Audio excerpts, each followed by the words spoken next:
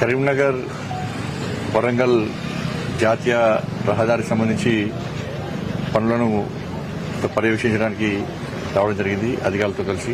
దాదాపు 68 కిలోమీటర్స్ 2147 కోట్ల రూపాయలతోని ఈ జాతీయ రహదారి నిర్మాణం యొక్క పనులు ప్రారంభించడం జరిగింది. చాలా క్వాలిటీగా పనులు నడుస్తున్నాయి. గతంలో కూడా 2-3 సార్లు దీని మీద సమీక్ష చేయడం జరిగింది. ఇప్పటికే 90% 90% పనులు పూర్తయిపోయాయి.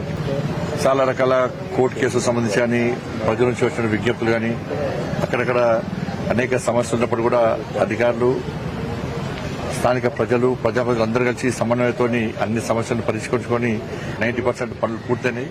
ఇంకో 10% పనులకి అయితే ఉన్నాయి.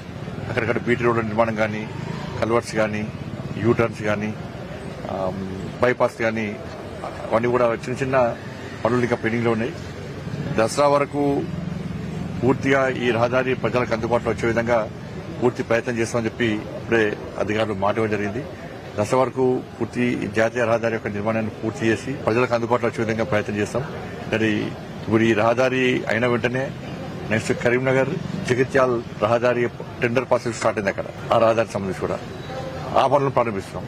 మరి నరేంద్ర మోడీ గారి ప్రభుత్వం జాతీయ రహదారులకు కానీ చివరకు గ్రామీణ ప్రాంతాల్లో రహదారులకు కూడా ఎక్కువ ప్రాధాన్యత ఇస్తూ, ఎందుకంటే ఏ దేశం, ఏ రాష్ట్రం, ఏ మండలం బాగుపడాలన్నా కూడా రహదారులు ముఖ్యం, రవాణా సౌకర్యం ముఖ్యం. దాన్ని దృష్టిలో ఉంచుకునే దీనికి ప్రాధాన్యత ఇస్తున్నది.